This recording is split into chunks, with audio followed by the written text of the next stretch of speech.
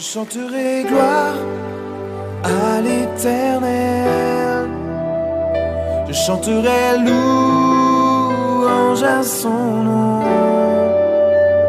Je chanterai Dieu, mon essentiel. Je chanterai en l'honneur de son nom. Je viens t'offrir, Seigneur, ce que j'ai de meilleur. Je viens t'offrir ma vie. Oui, à toi, Jésus-Christ. Et même si je suis fragile, et même si c'est difficile, je chanterai gloire à l'Éternel. Je chanterai louange à son nom. Je chanterai Dieu, mon essentiel. Je chanterai en l'honneur de son nom. Je viens te dire, Seigneur. Alpha et Oméga qui représente le premier et le dernier, Alpha et Oméga, la première et la dernière lettre de l'alphabet grec. Cela symbolise l'éternité du Christ dans le livre de l'Apocalypse, au chapitre 1, verset 8, qui nous dit « Je suis l'Alpha et Oméga, dit le Seigneur Dieu. Dieu est le même avant, aujourd'hui et éternellement. » Cette association a vu le jour il y a un peu plus d'un an, sous le nom Invasion d'amour. Dans un premier temps, puis rebaptisé cette année, Alpha et Oméga. Quand je dis un peu plus d'un an, c'est même plus, beaucoup plus vers 1 an et demi et 2 ans que 1 an. La première personne à s'être associée à nous a été Ruben Trocero, un pasteur argentin, qui lui a été appelé ailleurs. À ce jour, nous le saluons bien fort. Il a fait partie des premiers avec Marie et moi-même. Nous avons reçu cet appel 1 an et demi avant la création. Donc pour vous dire qu'on l'a reçu bien avant. On fréquentait une église évangélique auparavant à Besançon, puisqu'on était à Besançon. On a fait pendant 5 ans les trajets d'ici à Besançon, tous les dimanches, voire dans la semaine, lorsqu'on avait, puisqu'on donnait aussi un peu de notre temps, bénévolement bien évidemment, à aider un petit peu les autres. Moi-même, j'ai fait partie d'un ministère d'évangélisation où j'allais dans la rue pendant plus d'1 an et demi, dans les bas-fonds de Besançon, peut-être les endroits que vous ne connaissez pas bien. Directement, oui, certainement. Mais là où il y a vraiment les SDF, les gens perdus, dans les squats, ou des enfants de 15-16 ans, vous les voyez avec les picousses dans le bras. C'est pas terrible, c'est des moments qui sont très très durs, mais au moins ils ont entendu parler de Dieu parce qu'on y allait tous les lundis sans exception, leur apporter du café, du chocolat, des gâteaux, et c'était vraiment à cœur, et c'est vraiment un ministère qui est conduit parce que ce genre de choses, on ne peut pas y aller comme ça. On ne peut pas y aller comme ça, il se passe des choses assez bizarres. Donc il faut vraiment être conduit, être sûr et croire qu'on a une vraie protection. Et c'est le cas, sinon on ne pourrait pas aller dans ces endroits-là. Et surtout des gens, quand vous arrivez habillés à peu près normalement, que vous ne droguez pas, que vous vous alcoolisez pas, que vous ne faites pas des choses qui ne sont pas dignes, eh bien il est vrai qu'on ne passe pas bien. On passe pas bien. Eh bien nous, quand Dieu conduit les choses, on arrivait à y aller. Et on arrivait à leur donner des Bibles. C'est impressionnant. Et ils nous attendaient tous les lundis. Si on n'était pas là à l'heure, ils nous le reprochaient. Donc ça veut vraiment dire que quelque part, quand Dieu a envie d'implanter une parole, qu'il a envie de donner une phrase, un verset ou autre, ou ne serait-ce que donner la parole de Dieu, si c'est le moment, il le fera. Par moi, par un autre, par ceci. On est des millions sur Terre, et avant nous encore. Donc ça a été donné, ça a été fait comme ça. Et aujourd'hui, on continue de faire ces choses. Cette association a pour but, bien évidemment, non lucratif, c'est-à-dire que tout est bénévole. On ne fait rien de payants. On vit avec des dons, des offrandes, des gens qui veulent bien donner un petit peu pour de façon à payer, comme style une baignoire, comme ça s'est passé samedi, style payer la nourriture spirituelle. On va voir un peu plus loin, un petit peu à quoi sert cet argent. Il est bien évidemment pas fait pour pour voir nos besoins à nous, personnels. On fait avec Dieu pourvoit pour nous et pour le ministère. Dieu pourvoit pour le ministère. Il ne faut pas mélanger les comptes, comme on dit. Ça, c'est simplement pour vous montrer que l'association, aujourd'hui, approuvée officiellement par la préfecture du Doubs. Donc, ce n'est pas quelque chose qui se fait comme ça à l'arrache. On a voulu officialiser les choses parce que on ne fait rien de mal. D'une part, non seulement on ne fait rien de mal, mais on ne fait que du bien en général. Voilà, donc vous voyez que tout a été officialisé, Alpha Omega, ministère biblique. La rue, c'est l'adresse d'ici, ni plus ni moins. Ça a été officialisé le 1er mars 2017. C'est passé devant des conseils, des ceci, des cela, parce que il est un peu normal que n'importe quoi ne peut pas se faire. Ça me paraît logique. On ne peut pas demain avoir des jeunes de 18, 19 ans, 20 ans, 17 ans, 14 ans, 7 ans, au milieu du chemin, s'il se passe des choses qui sont pas convenables. Et nous-mêmes, les premiers, on est à condamner ce genre de démarche qui ne serait pas digne, irrespectable, humain, du côté humain. Le but essentiel du ministère est de reproduire ce qu'était l'Église primitive à l'époque de la création du ministère de Jésus, il y a 2017 ans maintenant. C'est-à-dire que ce qu'on fait nous, c'est ni plus ni moins ce que, à l'époque de Jésus, il faisait. Donc on ne peut pas dire que c'est des idées d'hommes ou autres, c'est vraiment des choses qui ont été amenées, apportées. Avant nous, c'était les autres, et les autres, et les autres. Le problème, c'est que ça, on n'en entend pas parler à la télé, ou on ne le voit pas, on ne sait pas un petit peu, mais il y a des millions de gens, de disciples comme nous, qui font la même chose que ce qu'on fait au jour d'aujourd'hui. Et Dieu pourvoit, c'est-à-dire que là où nous, on est une vingtaine, et il y a des assemblées, ils sont 5000. Donc ça veut dire qu'on est vraiment tout petit. Mais on pense qu'un jour, Dieu nous mettra 5000 personnes devant. On y croit. De toute façon, que ce soit une personne ou 5000, de toute façon, le travail, c'est le même. Il faut le savoir. Parce que dans notre cœur, il n'y a pas une parole, il n'y en a pas 50 paroles, il y en a qu'une. C'est celle de Dieu. Comme vous le voyez, on ne s'éclaire pas à la bougie et on ne se déplace pas à dos d'âne. Non, nous nous servons de tout ce qui est moderne, car la parole de Dieu est vivante à chaque époque. Elle agit encore aujourd'hui et elle agira encore demain. C'est le message que j'ai donné tout à l'heure. Nous ne sommes surtout pas des personnes illuminées qui vivons comme à l'ancien temps, loin de là. Dieu pourvoit l'expansion de cette association, car de 2 personnes, on s'est très vite retrouvé à 11 personnes à suivre ses enseignements. Alors on va voir, ça on a Marie avec le pasteur Ruben. Là on a Sylvain et Marie. Marie, jamais parce qu'elle est belle. Je mets aussi Mélanie, mais c'est parce qu'elle est belle aussi. Donc là on est dans une église, on a des personnes comme Coralie qui sont passées, qui reviendront certainement. On a Morgane, c'est notre playboy. En fait, c'est le playboy du ministère. En fait. Toute photo marketing est faite avec sa tête. Super. Voilà, vous voyez. On a un petit côté James Dean. On a un petit côté acteur. Caché pour l'instant, mais ça va arriver à grand public.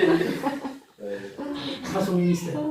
On a Manu, c'est pareil, on est arrivé dans le bad boy, dans le vrai bad boy. Donc c'est des jeunes qui sont passés par ici. Alors la belle personne à gauche, c'est moi-même. Et puis celle de droite, c'est celle qui m'a pris tous mes cheveux en fait, qui est ici. Pareil, qui fréquente le ministère, on le voit avec son fils.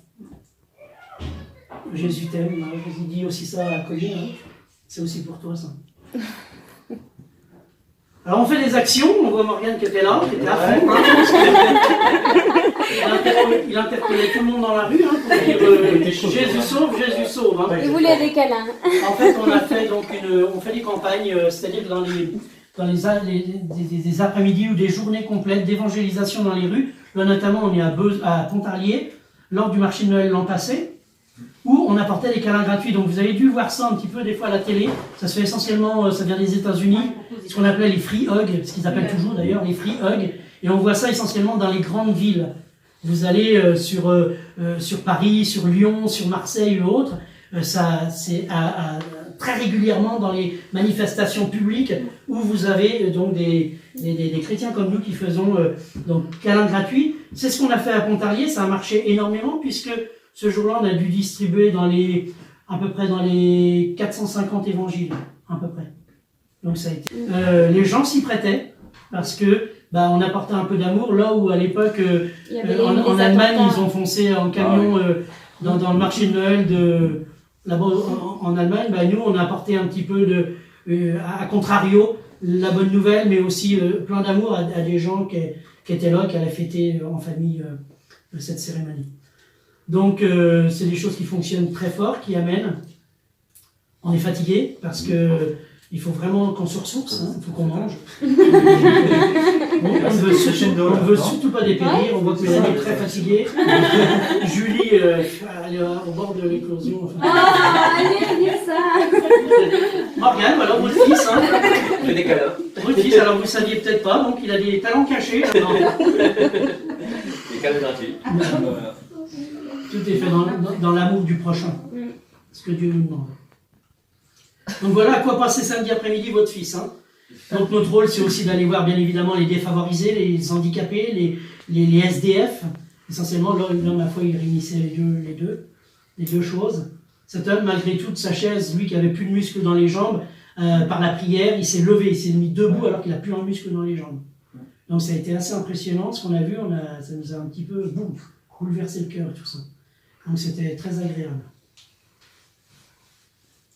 C'est des moments qui sont puissants. Mais c'est des beaux moments. On ne voit pas que des beaux moments, malgré tout. Voilà, câlin gratuit, on voit les femmes pour la fête. Voilà, une équipe à Besançon, on avait été, pareil, faire câlin gratuit sur Besançon. Donc on est revenu... Ouais, on est revenu. Je crois pas qu'on est revenu, je pense que... Ouais, non, il y a encore des c'est un doublon qui... Là, il faisait froid ce jour-là à Besançon. Ouais, très très froid. Donc on a fait pareil dans les rues de Besançon, pour ceux qui connaissent Besançon, vous connaissez, vous connaissez, vous.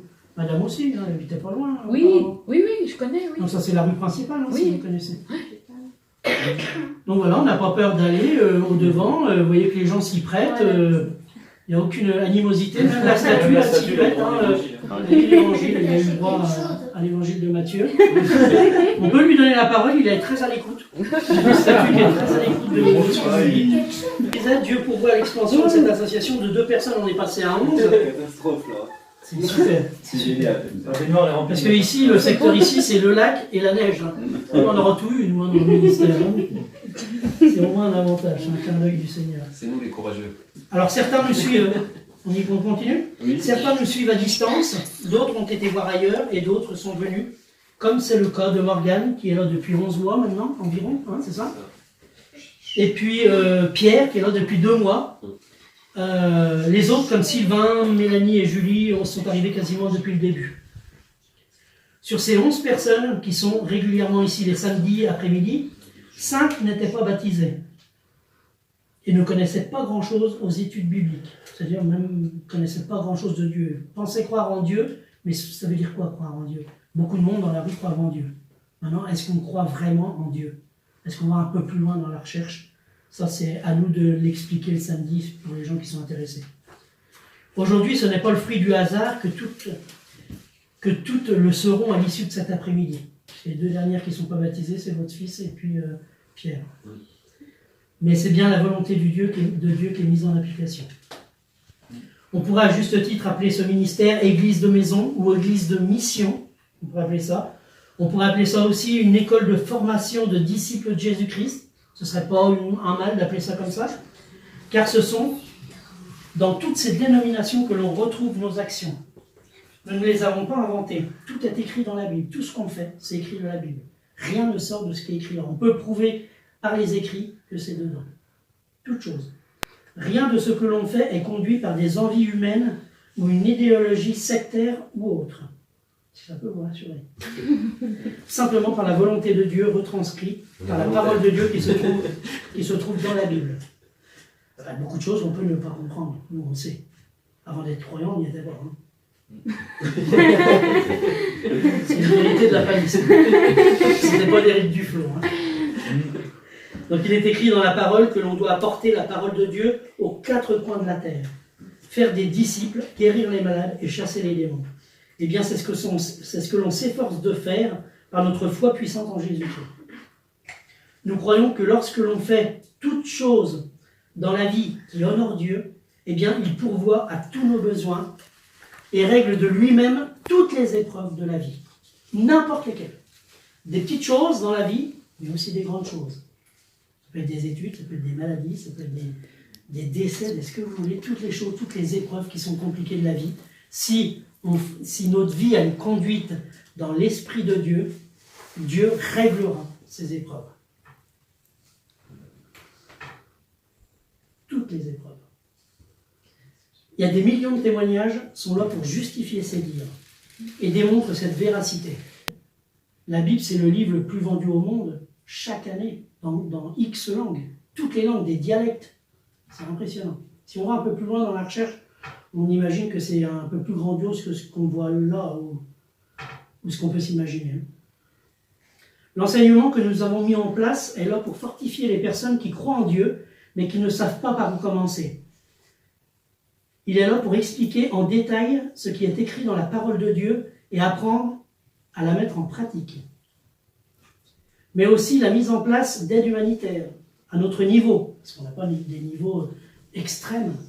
Donc à notre niveau, on essaye de faire un maximum, de se servir de cet argent, parce que comme une association, on n'est pas là pour faire des bénéfices, on est là simplement pour équilibrer les comptes, mais cet argent qui reste, de pouvoir le donner aux nécessiteux, à ceux qui en ont besoin. Donc, à notre niveau, comme envoyer par exemple des livres ou des Bibles au Burkina Faso, c'est ce qu'on fait, il y a encore un colis qui est là qui va partir incessamment sous peu, ou encore d'aider les enfants à pouvoir suivre des cours normaux avec l'association CEL par exemple. CEL, c'est une association internationale qui aide depuis des années et des années à pouvoir donner des cours dans des villages, à des personnes, ma foi, dans tous les pays du monde où ils ne peuvent pas justement avoir. Donc Sylvain, aujourd'hui, il est parrain d'une petite fille qui se trouve aux Philippines. Donc il aide, il pourvoit à ce qu'elle puisse suivre des cours. Comme nous, on a pu faire à nos enfants, bah, c'est bien qu'il y en ait qui puissent le faire. En fait, tous les mois, on fait un virement et tous les mois, moi je donne à peu près 30 € par mois. Et du coup, bah, ça l'aide à justement pousser l'école, pour les vêtements, etc. Les cadeaux de Noël, parce qu'ils n'ont rien en général. Et puis c'est tout dans le Seigneur, c'est tout avec une formation biblique en même temps. Donc voilà. Et nous-mêmes, on a un petit Abel aussi qu'on s'occupe depuis peu, là, d'un Togolais qui a 5 ans. Pourquoi ? Parce que l'amour doit faire partie de notre panel si on se dit chrétien. Car c'est notre arme essentielle avec la prière. Tout est basé sur l'amour. Si on n'a pas d'amour les uns pour les autres, on ne peut pas donner réellement de soi. Ou alors c'est un peu, voilà, c'est un peu de la tricherie, on va dire. Donc nous, on suit un petit peu, ce qui est, comme je vous ai dit, ce qui est dans la parole de Dieu. On essaye de faire à notre niveau des choses. Vous voyez qu'on essaye de faire des choses, c'est au moins bien. Des actions, s'il faut aider des orphelins en France, on est capable d'y aller. Si on est capable de faire ci, on est faire ça. On doit le faire. C'est une mission qu'on se donne parce que notre cœur nous donne l'envie et nous dit de le faire. Ça, c'est important. On va voir tout à l'heure ce que c'est que la Sainte Seine, puisque Sylvain nous l'a présenté à l'issue des baptêmes. Des baptêmes par immersion. Vous connaissiez les baptêmes certainement par aspersion, qui est essentiellement catholique, religiosité. Nous, ça va être des baptêmes par immersion, complètement. C'est la personne complète. Comme ça dans la Bible. C'est comme c'est écrit dans la Bible. Voilà. C'est comme ça que Jésus a été baptisé. Oui. Amen. Toutes ces étapes font partie intégrante des ordonnances de Jésus-Christ. Tout est écrit, rien n'est inventé. Maintenant, je vais vous présenter ce qu'est un baptême vu par Jésus et la voie qu'ont décidé de suivre Morgane et Pierre aujourd'hui et pourquoi. Aller un petit peu plus loin dans la réflexion, pourquoi aujourd'hui ils sont là, pourquoi ils vous ont réunis ici. Parce que des fois on peut se dire, qu'est-ce que je fais ici, c'est encore long. Donc c'est bien de savoir pourquoi eux sont là. Déjà, c'est, comme disait Sylvain tout à l'heure, c'est déjà une épreuve de foi que vous avez faite, et aussi d'amour pour vos enfants, pour ton papa, ce qui est relativement fort, parce que c'est bien de voir et d'essayer de comprendre pourquoi il a fait ça. Alors sachez, mesdames et messieurs, on va voir un petit peu ce qu'est le baptême, pourquoi qu'ils nous ont conviés à ce rendez-vous d'exception aujourd'hui.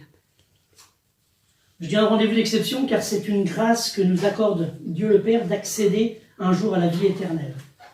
Donc on ne va pas pouvoir faire réciter et de vous enseigner sur la Bible complètement. Donc j'ai fait un condensé, évidemment, pour essayer de vous faire comprendre.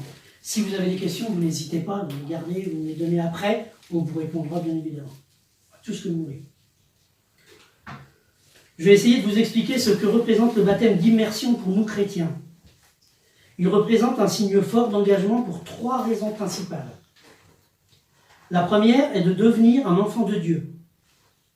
Et par ce même cheminement, devenir co-héritier du royaume avec Jésus, son Fils, unique. C'est une obéissance à notre Père éternel, c'est-à-dire à Dieu. Cet acte succède à la conversion et à une réelle repentance qui est un changement radical de vie personnelle. La deuxième est l'engagement de servir Jésus, notre Seigneur et notre Sauveur, et de mettre en pratique dans ce monde les préceptes qu'il nous ordonne par le biais de la parole de Dieu. Il est notre intermédiaire entre Dieu le Père et nous-mêmes. Jésus dira dans Jean 14,6, Sylvain l'a dit tout à l'heure, « Je suis le chemin, la vérité, la vie. Nul ne vient au Père que par moi. » C'est Jésus qui parle.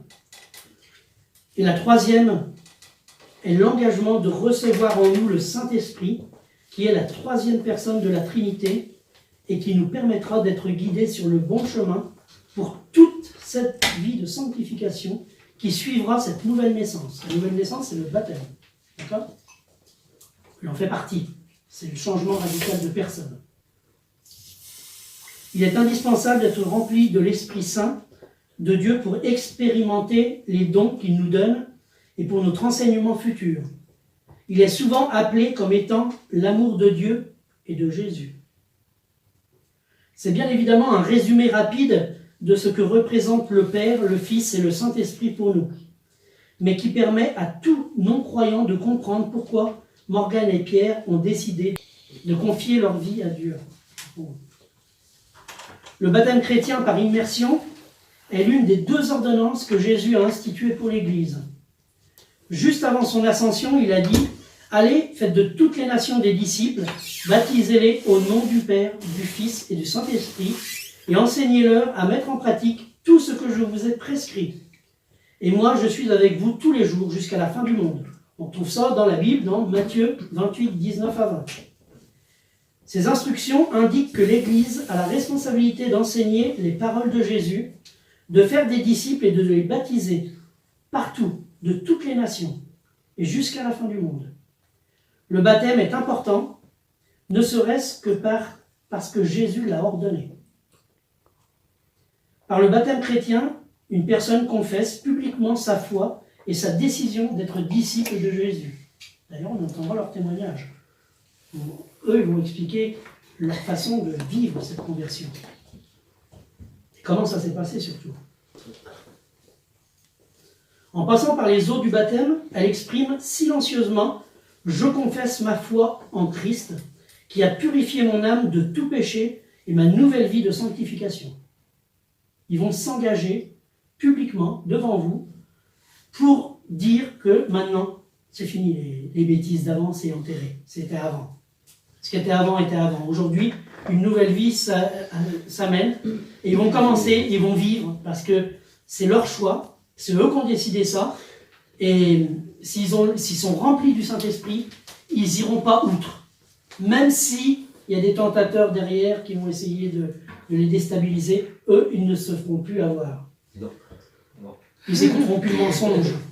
Et ils ont décidé de suivre des choses qui sont saines. On parlait de l'amour tout à l'heure. ils vont en être remplis. Et ça, vous serez aussi les témoins de leur changement. Vous le verrez, de vous-même. Ils doivent être le miroir de ce qu'est la parole de Dieu, de ce qu'est Jésus-Christ. Donc, à eux de bien continuer, de bien avancer.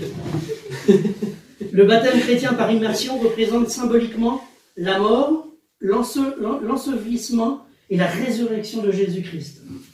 Il représente aussi notre mort au péché, à notre vie nouvelle en Christ, ce que j'étais en train de vous dire, au moment où le pécheur confesse le Seigneur Jésus, il meurt au péché. C'est écrit dans Romains 6, 11, noir sur blanc. Et ressuscité pour une nouvelle vie, dans Colossiens 2, 12. L'immersion dans l'eau du baptême représente la mort du péché, la mort au péché, et la sortie de l'eau représente la vie purifiée et sainte qui fait suite au salut. Romains 6, 4 l'exprime ainsi. Par le baptême en sa mort, nous avons donc été ensevelis avec lui, afin que, comme Christ est ressuscité par la gloire du Père, de même, nous aussi, nous menions une vie nouvelle. Pour résumer, le baptême est un témoignage extérieur du changement intérieur. Au jour d'aujourd'hui, s'ils sont là, c'est que déjà, intérieurement, ils sont changés. C'est déjà fait. Le demi-tour, il est déjà fait. Je t'ai posé la question tout à l'heure, Colline, est-ce que ton papa, il a changé? Est-ce que c'est le même qu'avant? Tu m'as dit quoi? Tu m'as dit non. Il nous expliquera pourquoi. Pour résumer, le baptême est un témoignage extérieur du changement intérieur qui s'est produit dans la vie du chrétien. Le baptême chrétien est un acte d'obéissance au Seigneur. Bien que le baptême soit étroitement associé au salut, il n'est pas nécessaire pour être sauvé, mais il fait partie intégrante du processus de foi d'une nouvelle naissance. Quand on dit qu'il n'est pas nécessaire, ce n'est pas un acte de tradition ou l'acte en lui-même de se mettre dans l'eau, de dire ça y est, je suis sauvé, je fais partie de... Non, il y a un processus, c'est un processus. D'accord? Et on dit qu'il n'est pas nécessaire pour être sauvé, parce qu'on a l'exemple, par exemple, que Jésus, quand il était sur la croix, il y avait 2 autres personnes, dont un voleur qui a donné sa vie à Dieu, il n'a pas été baptisé, et pourtant Jésus lui a dit tu seras avec moi à côté du Père ce soir. Donc à l'arrivée, il n'a pas été baptisé, et pourtant il y a des gens qui s'approchent, si demain il se passe quoi que ce soit, il y a un enlèvement ou quelque chose, je ne sais pas, on pourrait penser à beaucoup de choses, eh bien eux, à partir du moment que même s'ils ne sont pas passés par les eaux du baptême, à partir du moment qu'ils ont fait donner leur repentance, qu'ils se sont repentis, ils appartiennent déjà à Christ. De nombreux passages de la Bible attestent qu'une personne doit d'abord croire au Seigneur Jésus et ensuite être baptisée. Ce qu'on était en train de dire. On le voit en Actes 2, 41, ceux qui acceptèrent la parole de Pierre furent baptisés, et encore dans Actes 16, versets 31 à 33, Paul et Silas répondirent « Crois au Seigneur Jésus et tu seras sauvé, toi et ta famille. » Et ils lui annoncèrent la parole du Seigneur, ainsi qu'à tous ceux qui étaient dans sa maison. Il les prit avec lui, et à cette heure même de la nuit, il lava leurs plaies. Et aussitôt, il fut baptisé, lui et tous les siens. Et bien d'autres témoignages encore dans la parole de Dieu sur le baptême. On pourra en citer. Mais je vais finir par les versets bibliques de l'apôtre Jean, dans le chapitre 3, au verset de 1 à 3. Voyez quel amour le Père nous a témoigné pour que nous soyons appelés enfants de Dieu. Et nous le sommes. Si le monde ne nous connaît pas, c'est qu'il ne l'a pas connu. Bien-aimés, nous sommes maintenant les enfants de Dieu. Mais ce que nous serons n'a pas encore été manifesté. Mais nous savons que lorsque Jésus-Christ apparaîtra, nous serons semblables à lui, parce que nous le verrons tel qu'il est. Toute personne qui possède cette espérance en lui se purifie comme lui-même est pur. C'est aujourd'hui leur propre décision, à Morgane et à Pierre, on leur a mis conscience de passer par cette nouvelle naissance. C'est eux qui ont décidé, ils vont nous donner leur témoignage. C'est souvent des moments remplis d'émotions. Donc on va commencer, vous voulez commencer comment? On va commencer par le plus jeune. Chanterai Dieu, mon essentiel.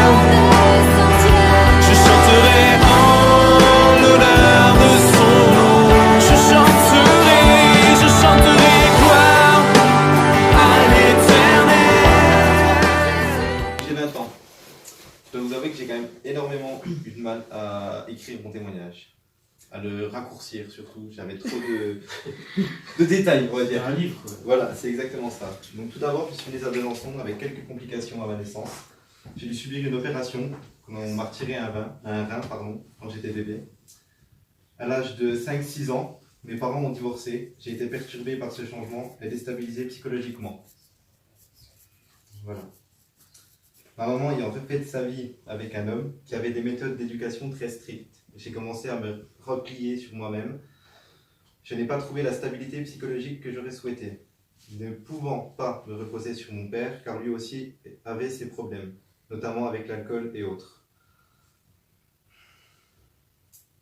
Je me sentais seul et pas à ma place, fatigué. À l'âge de 16 ans, j'ai été forcé d'aller vivre chez mon père, qui n'avait pourtant pas les moyens de m'assumer. J'ai arrêté mon apprentissage en microtechnique par alternance et évidemment, un vide est venu prendre une place considérable en moi. En ne sachant pas quoi faire de ma vie, je me suis entouré de personnes étant aussi perdues que moi. Alors nous faisions la fête, je buvais, je fumais, je me droguais sans arrêt, cherchant seulement que le moyen d'être bien. Mais rien ne semblait me soulager et je n'avais plus d'espoir. Heureusement, même là où nous pensions qu'il n'y a plus d'espoir, plus d'issue, il y en a. Jésus est l'espoir. Il est le chemin, la vérité et la vie. Amen. J'ai compris que tout mon parcours compliqué et ma souffrance étaient que des mensonges pour me rabaisser, m'accabler, me détruire. C'est ma rencontre avec Julie qui m'a permis de rencontrer le Seigneur. Elle m'a invité à son baptême l'année dernière, et moi, qui l'avais connue si détruite auparavant, elle avait été changée, comme libérée. Je savais au fond de moi qu'il y avait quelque chose, et peut-être que j'y aurais le droit moi aussi. J'ai rencontré ses parents qui m'ont parlé de Dieu. Son papa Eric, donc ici présent, m'a fait part de son témoignage, qui m'a également beaucoup touché. Jésus venait de toquer à ma porte, et je lui ai donc ouverte, avec grand plaisir. Un jour, j'étais chez moi, et je méditais la parole de Dieu, la Bible, quand à ce moment-là, j'ai senti une douce pression sur mon épaule, comme si une main venait de s'y poser. J'ai ressenti une puissance, un amour m'apaisait, des frissons qui envahissaient tout mon corps. J'étais dans la joie, je sautais partout. À partir de cet instant, j'ai eu la certitude que j'étais sur le bon chemin, que Dieu et sa parole étaient la vérité. Amen. Amen. Je savais qu'il avait un plan pour moi, avançant sur le chemin de la repentance, en enseignement, ayant toujours les réponses à mes questions, je voyais le Seigneur agir dans ma vie, aplanissant mes sentiers, m'éloignant de l'obscurité, et bien que l'ennemi ait tenté de me ramener à lui, j'ai tenu ferme. Dieu est plus puissant que lui. Et alors, si Dieu est avec moi, qui est contre moi? Gloire à Dieu. Grâce à Jésus, j'ai trouvé un emploi. Cela m'a permis de prendre mon indépendance. J'ai revu ma maman, qui est présente aujourd'hui. Merci. Après de longues années, sans nouvelles, car on a eu une rupture un peu compliquée, difficile. Je demande pardon d'ailleurs pour ce que j'ai fait. Aujourd'hui,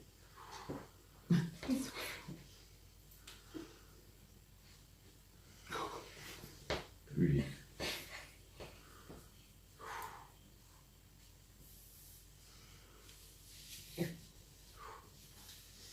donc aujourd'hui, je suis là devant vous, m'engageant sincèrement et publiquement avec le Seigneur, pour symboliser ma rupture entre ma vie d'avant et celle que désormais je confie à Dieu, marchant par la foi et par le Saint-Esprit.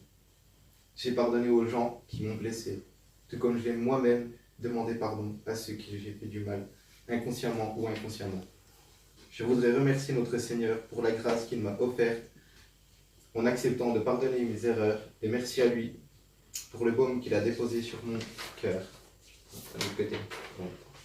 Sur mon cœur. En lui, j'ai trouvé un ami, un confident, et surtout le véritable amour et une véritable guérison. Merci à vous tous d'être ici présents. Merci à vous tous d'être venus partager ce moment de ma vie. Ce moment de ma vie qui peut aussi, un jour, devenir le vôtre. Amen. Amen.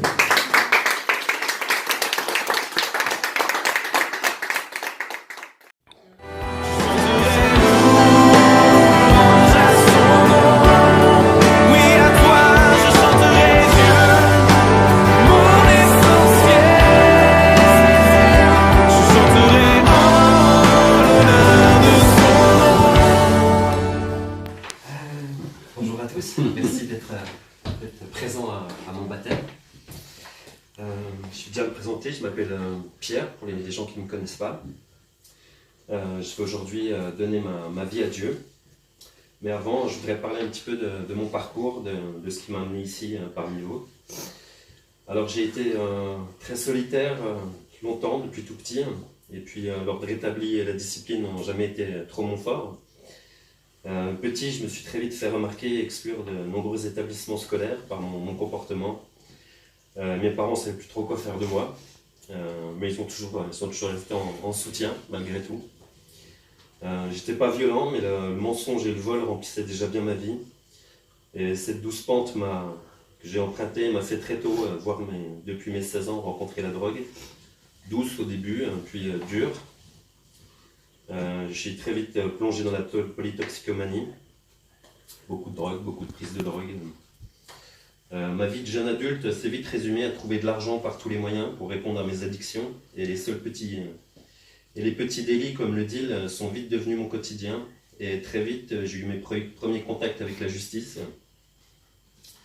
Cette période sombre a été aussi pour moi le moment de ma rencontre avec les rave parties, ce qui était très vite devenu un mode de vie, comme une fuite en avant.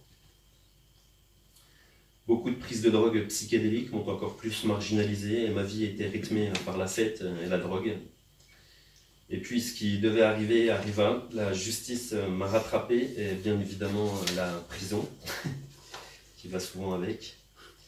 J'ai passé 2 ans et demi de prison, 2 ans et demi là-bas en prison, ce qui m'a tout de même servi à arrêter l'héroïne. Donc ça m'aura déjà servi à ça, mais ça ne m'a pas pour autant ramené dans le bon chemin. Mes bonnes résolutions, sorties de prison, m'ont fait rencontrer ma première femme, avec qui j'ai eu 2 enfants. Colline, ma fille, qui est ici présente, qui vient de fêter ses 14 ans. Et Guillaume, mon fils, qui vient d'avoir 11 ans. Une de mes plus grosses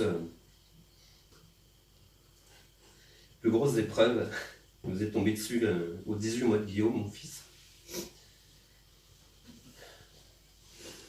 Je pense que c'est encore une épreuve aujourd'hui. Il a eu un AVC en fait à 18 mois. Donc on était déjà divorcés, sa mère et moi, quand il a eu cet accident. Et c'était une période très, très, très éprouvante pour tout le monde, je pense.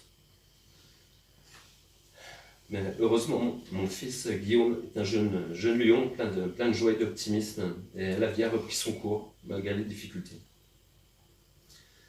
J'ai rencontré par la suite la mère de mon 2e garçon, Victor, qui a aujourd'hui 6 ans. Nous sommes séparés avec sa mère depuis 2 ans, après 2 ans de conflit également. Jamais des choses simples. Et toute cette période où j'ai essayé de construire une famille s'est faite entrecoupée de fêtes, de prises de drogue.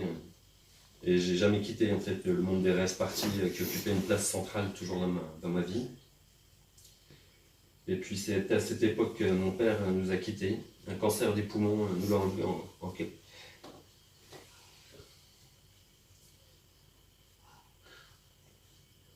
en quelques mois. Et je pense qu'il m'en est resté un sentiment de colère et d'injustice. Et je crois pas que j'ai encore surmonté ça.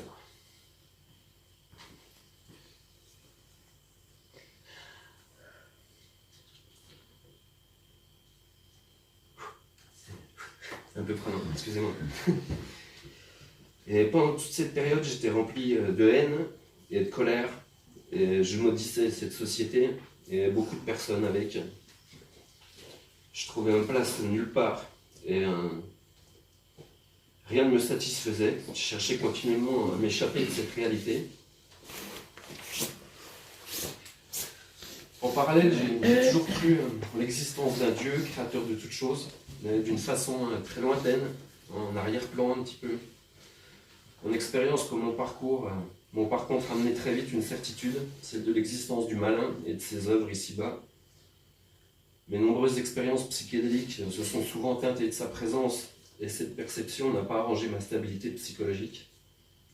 Je me suis isolé de plus en plus, je vivais dans un monde en parallèle et ça ne m'empêchait pas de sortir et de prendre de la drogue, avec tous les travers qui l'accompagnent.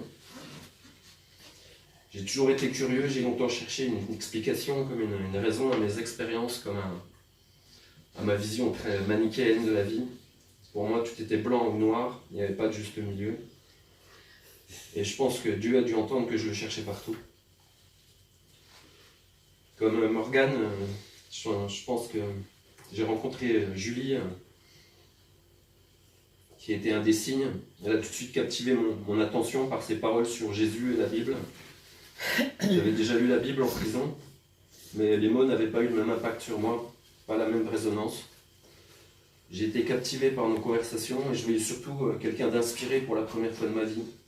Je pourrais en témoigner. J'ai eu des conversations avec elle où l'esprit agissait, était présent. Je ne parlais pas avec Julie, je parlais avec, je pense, l'Esprit Saint qui s'adressait à moi. Je pense que Dieu s'est servi d'elle pour que ses paroles touchent mon cœur et je me suis plongé dans la lecture de la Bible qu'elle m'avait offerte. Je me suis rassasié de cette parole pendant quelques mois et puis est arrivée cette fameuse nuit du 23 septembre où, seul chez moi, je suis tombé à genoux dans mon salon, pleurant toutes les larmes de mon corps, rempli de honte pour toutes mes mauvaises actions. J'étais en conversation avec Dieu et j'ai senti sa présence, son écoute et sa compréhension. J'ai demandé pardon à Dieu et à tous ceux que j'avais pu offenser ou blesser, d'une manière consciente ou inconsciente. Et je me suis senti pardonné tout de suite. Je suis retombé en larmes, et cette fois de reconnaissance et de joie, surtout de joie. J'étais heureux à ce moment-là, j'étais vraiment. Et je me suis souvenu dans ce moment de joie que tout était accompli, parce que je l'avais lu dans la parole. Et j'ai eu la certitude que le mal était vaincu et que son pouvoir n'était que temporaire ici-bas. Je me suis senti sauvé, et puis surtout du bon côté. J'ai trouvé Dieu ce soir-là. Je me suis senti enfant de Dieu et j'ai découvert très vite qu'on était nombreux, que je n'étais pas tout seul.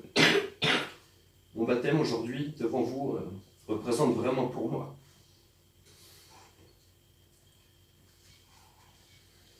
l'enterrement de mon ancienne vie et surtout ma renaissance aujourd'hui. Jésus m'a lavé de mes péchés et sa grâce va désormais inonder ma vie. Je me sens enfin de retour à la maison, près de mon Père Créateur, avec tous mes frères, mes sœurs. Je sais que Dieu va transformer ma vie. Merci mon Dieu d'avoir répondu à mon appel, je t'ai cherché longtemps. Merci Jésus qui a pardonné tous mes péchés. Merci au Saint-Esprit de venir renouveler mon intelligence pour que je puisse être efficace dans l'annonce de la bonne nouvelle à tout le monde, ceux qui sont encore morts. Merci aussi à vous d'être les témoins aujourd'hui de mon baptême. Et puis je voulais lire quelques versets qui m'ont marqué. Colossiens 2, 11, 12. Et c'est en lui que vous avez été circoncis d'une circoncision que la main n'a pas faite, mais de la circoncision de Christ, qui consiste dans le dépouillement du corps, de la chair, ayant été ensevelis par lui, avec lui, par le baptême. Vous êtes aussi ressuscités en lui et avec lui, par la foi en la puissance de Dieu qui l'a ressuscité des morts. Amen. Marc 16, versets 17-18. Voici les miracles qui accompagneront ceux qui auront cru. En mon nom, ils chasseront les démons, ils parleront de nouvelles langues, ils saisiront les serpents. S'ils boivent quelques breuvages mortels, il ne leur fera point de mal. Ils imposeront les mains aux malades, et les malades seront guéris. Amen. Et puis évidemment le psaume 23, j'aime beaucoup, il faut beaucoup. Le cantique de David. L'Éternel est mon berger, je ne manquerai de rien. Il me fait reposer dans des verts pâturages, il me dirige près des eaux paisibles. Il restaure mon âme, il me conduit dans les sentiers de la justice à cause de son nom. Quand je marche dans la vallée de l'ombre de la mort, je ne crains aucun mal, car tu es avec moi. Ta houlette et ton bâton me rassurent. Tu dresses devant moi une table en face de mes adversaires. Tu oins d'huile ma tête et ma coupe déborde. Oui, le bonheur et la grâce m'accompagneront tous les jours de ma vie et j'habiterai dans la maison de l'Éternel jusqu'à la fin de mes jours. Amen. Amen. C'est tout pour moi.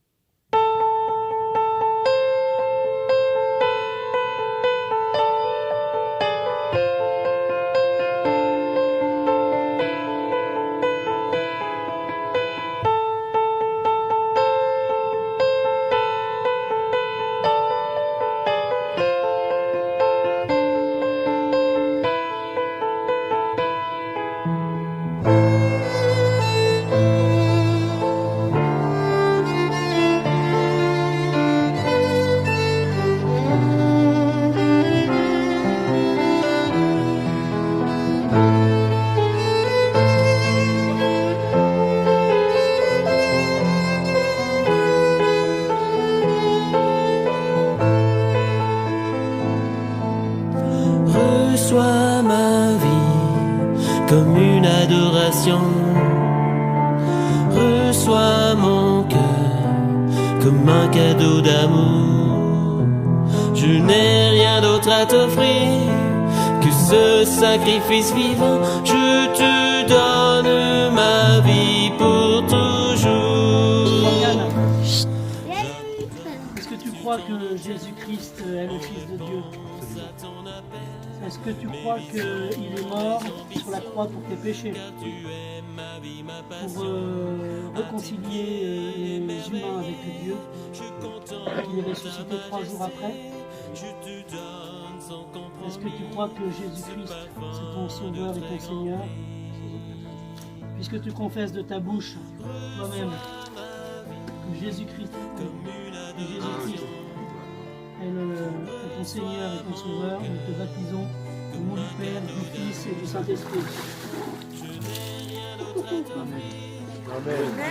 Ouais.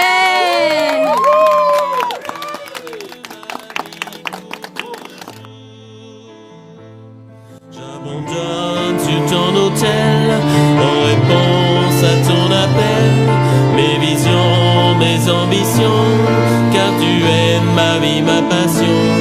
À tes pieds émerveillés, je contemple ta majesté, je te donne sans compromis ce parfum de très grand prix.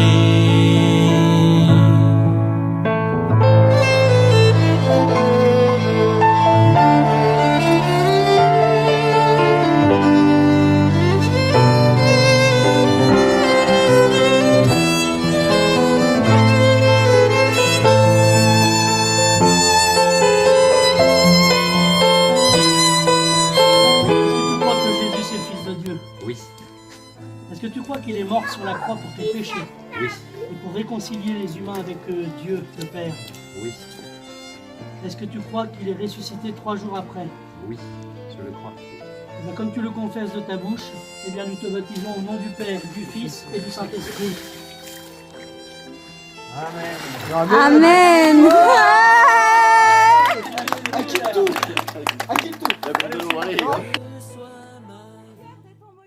Comme une adoration, reçois mon cœur comme un cadeau d'amour.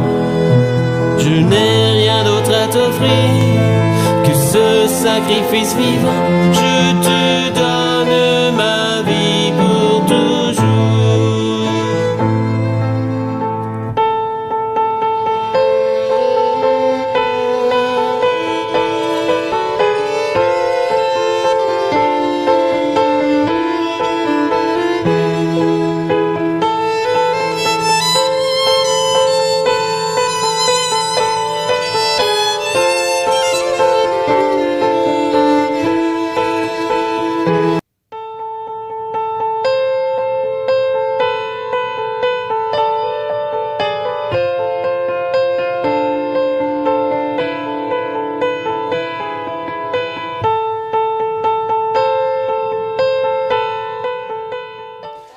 Là, je vais déjà vous lire l'institution de la Sainte Seine par Jésus-Christ à ses disciples, peu avant sa crucifixion, selon l'évangile de Matthieu au chapitre 26, que l'on retrouve aussi dans Marc 14 à Luc 22.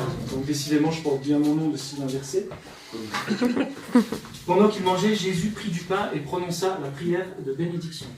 Puis il le rompit et le donna aux disciples en disant « Prenez ceci, mangez, et prenez, ceci est mon corps ».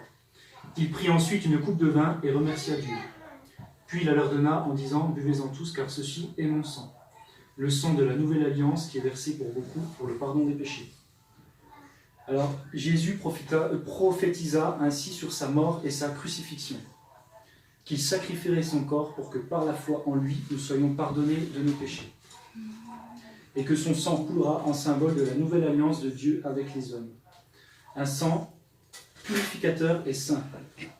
Jésus annonce à ses disciples qu'il va payer le prix pour les péchés de tous et il leur demande de continuer de rompre le pain en souvenir de lui. Amen. Car il allait bientôt être crucifié et ressuscité 3 jours après. Alors la Sainte Seine, et ce qu'on a vu par rapport au baptême, la Sainte Seine est en fait le reflet de la mort et de la résurrection de Jésus-Christ. que Dieu, par amour pour nous, a envoyé pour que nous soyons délivrés, purifiés du mal et réconciliés avec Dieu. Jésus demande seulement à ceux qui sont ses disciples de rompre le pain.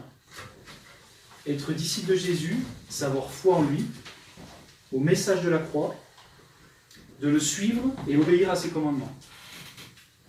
Il faut donc naître de nouveau. C'est ce que vous avez vu tout à l'heure. Je vais lire, donc vous allez pouvoir faire votre première Sainte Seine. Amen. Amen.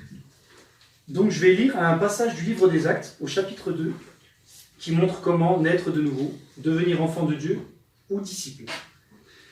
Pierre leur dit, repentez-vous, et que chacun de vous soit baptisé au nom de Jésus-Christ, pour le pardon de vos péchés. Et vous recevrez le don du Saint-Esprit. Ceux qui acceptèrent sa parole, furent donc baptisés, et ce jour-là, le nombre de disciples augmenta d'environ 3000 personnes. Donc c'est une fois qu'ils ont été baptisés, ils sont devenus des disciples. Donc les disciples persévéraient ensuite dans l'enseignement des apôtres, dans la communion fraternelle et dans la fraction du pain et la prière. Donc seulement avoir été baptisés, ils devinrent des disciples, et seulement après, ils pouvaient rompre le pain, donc faire la Sainte Seine.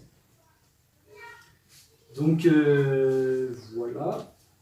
Alors aujourd'hui, nous, en tant que disciples de Jésus, nous continuons à rompre le pain en mémoire de sa mort, en mémoire de ce que Jésus a fait pour nous. C'est pour ça que c'est important d'être un disciple pour faire la Sainte Seine, parce qu'en fait, il faut discerner le corps du Seigneur, et c'est une preuve de respect et, par rapport à ce que le Seigneur a fait pour nous. Donc il faut vraiment il faut être quelqu'un d'obéissant au Seigneur, il faut obéir au Seigneur, donc par le baptême, pour pouvoir rompre le pain et boire le sang du Seigneur.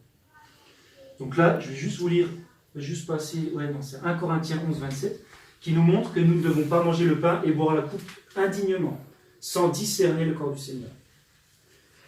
Et là, en conclusion, simplement, je vais juste vous lire encore un verset. Comme à mon habitude. Sylvain Verset.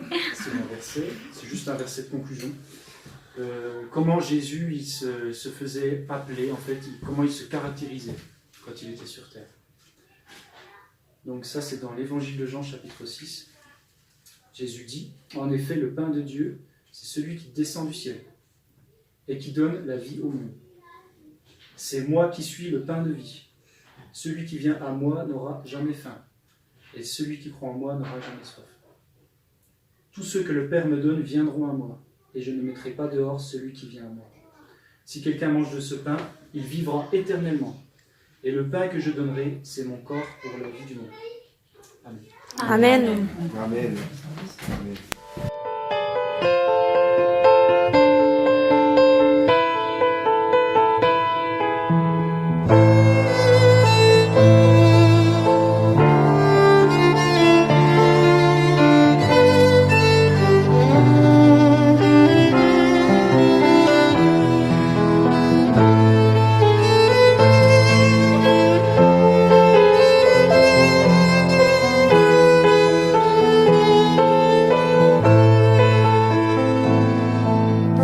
Reçois ma vie comme une adoration.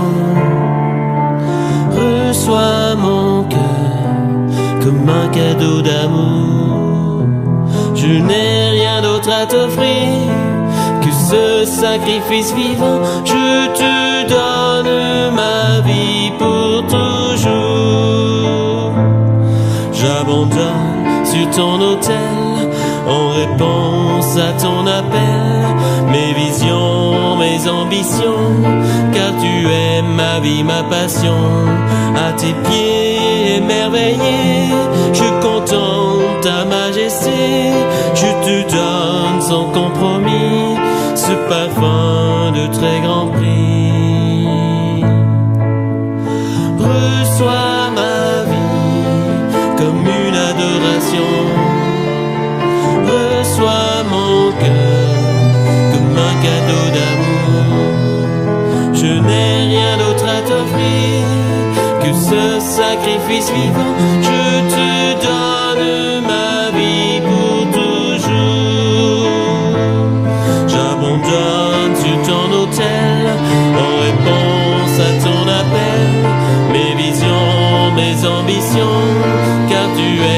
ma vie, ma passion.